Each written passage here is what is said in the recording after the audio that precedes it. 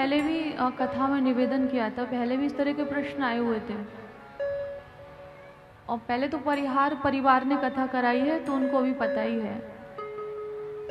आप मुझे व्यवस्थाएं दे दीजिएगा, मुझे ये जो सुविधा दी इससे बेहतर ही चाहिए, इसमें भी मुझे परेशानी है।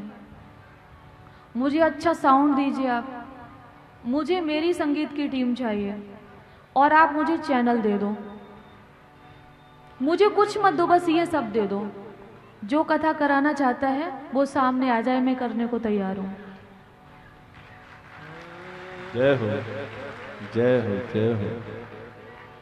मैंने आज तक कभी किसी से कुछ नहीं मांगा, लेकिन मैंने सुविधा जरूर मांगी। क्या धूप में बैठ के आप कथा सुन लोगे? आप लोग बताइए, सुन लोगे? तो फिर मैं धूप में बैठ के कैसे कर लूंगी? आप संगीत के बिना कथा सुन लोगे तो फिर मैं संगीत के बिना कैसे करूं? क्योंकि आप सुनेंगे नहीं, मैं कर लूंगी, आप सुनेंगे नहीं। तो बस इसीलिए ये खर्चे होते हैं। मुझे कुछ नहीं चाहिए, मेरे पास तो एक धन है और वही धन की बात मैं आपसे करती हूँ, वो है राधा नाम, कृष्ण नाम। और उसी धन की मुझे ताकत है और वही हमारे साथ जाएगा और उसी पे हम भरोसा करते हैं। हाँ, अगर आपका कुछ भेंट स्वरूप देने का मन है तो उसके लिए इनकार नहीं है, उससे मैंने कभी मना नहीं किया। आज एक मुझसे बोले कि आप आगे आ जाइए चरण छूना, तो मैं वो भी मना नहीं करती हूँ। वैसे मैं नहीं चाहती हूँ कि कोई चरण स्पर्श करे। अगर आप करते हो, आपका मन है, तो मुझे वो भी इनकार नहीं है। आपका भाव है तो मुझे स्वीकार है, और वैसे मेरी कोई मांग नहीं है। जय हो, जय हो। वृंदावन बिहारी लाल की। तो मैं आपसे निवेदन कर रही थी कि 56 करोड़ यदुवंशियों का विनाश हुआ और अर्जुन को भेजा है भगवान ने द्वारिका में। तो जब वसुदेव देवकी ने सुना कि यदुवंशियों का विनाश हो गया, तो उन्होंने अपने शरीर का त्याग कर दिया। भगवान की अष्टपट रानियों ने भी अपने शरीर का त्याग कर दिया। 16,100 रानियां थी, उनको अर्जुन लेके हस्तिनापुर आए हैं। और इसके बाद दाऊ दादा ने अपने शरीर का त्याग किया, कृष्ण भगवान ने नहीं किया। कृष्ण भगवान एक पीपल के वृक्ष के नीचे बैठ जाते हैं और पीपल के वृक्ष के नीचे बैठे हैं स्वधाम जाने के लिए, अपने नित्य धाम जाने के लिए। यही वहेलिया आता है और भगवान के चरण में बाण मार देता है। जब पास आया तो दुखी हुआ, तो भगवान ने कहा कि ये हमारी इच्छा से हुआ है, और उससे अपना निज धाम दे दिया। और इसके बाद में बोली वृंदावन बिहारी लाल की जय हो।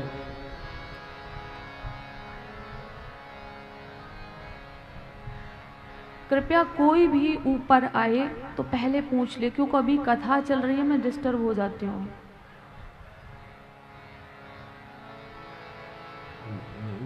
तो भगवान ने उसको निज धाम दे दिया।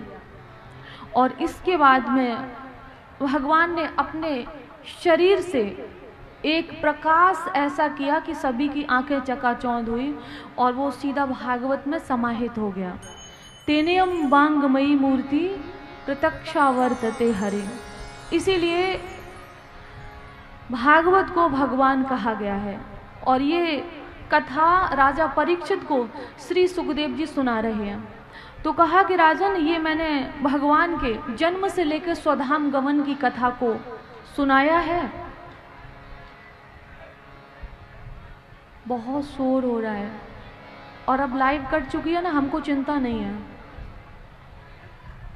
शांत बैठ जाइए, और नहीं तो फिर खड़े हो जाइए, मैं आरती करा दे रही हूँ। खड़े हो जाइए।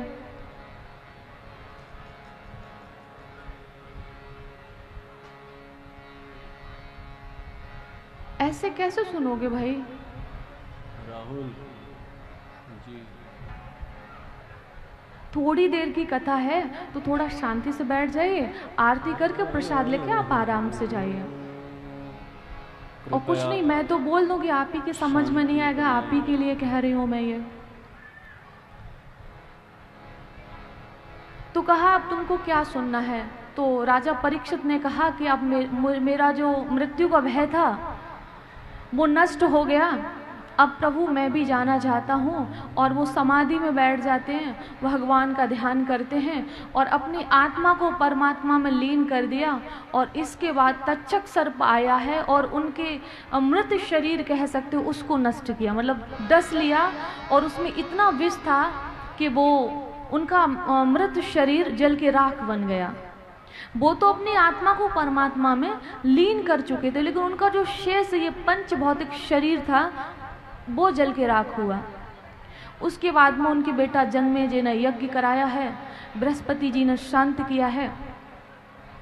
और ये कथा जो 18,000 श्लोकों में है, मैंने कोशिश की आपको सुनाने की, आप लोगों ने सुनी।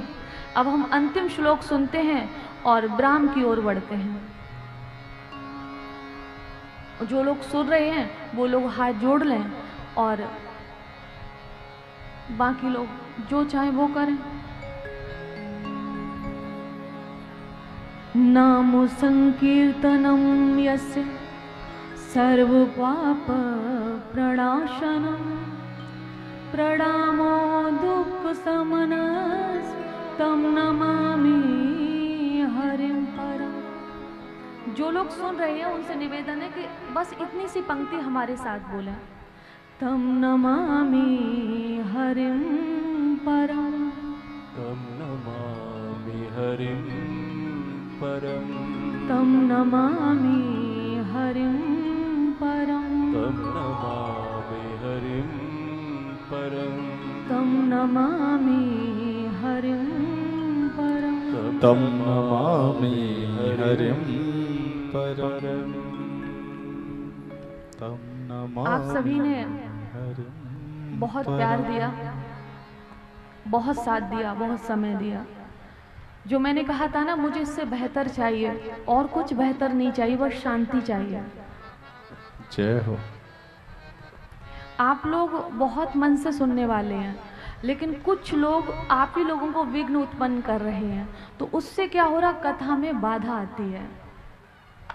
अगर ये सामने से क्लोज होता तो ये शोर नहीं होता, अगर ये स्पेस बंद होता तो ये शोर नहीं होता।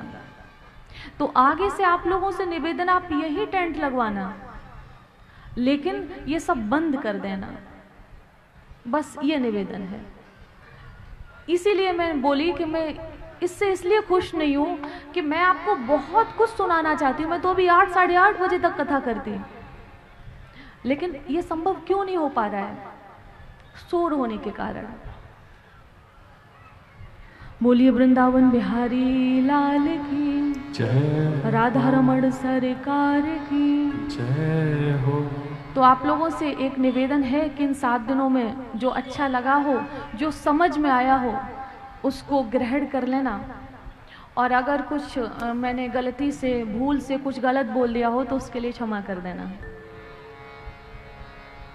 और अंत में हम सभी लोग 2 मिनट राधा नाम संकीर्तन और फिर प्यार से होली खेलते हुए आरती की ओर बढ़ेंगे। और मैं इस समय कोई ज़्यादा चर्चा नहीं आपसे करना चाहती हूँ, क्योंकि मैंने बहुत कोशिश की बहुत कुछ बोलने की, वो सब YouTube पर है, आप चैनल के माध्यम से सुन सकते हैं।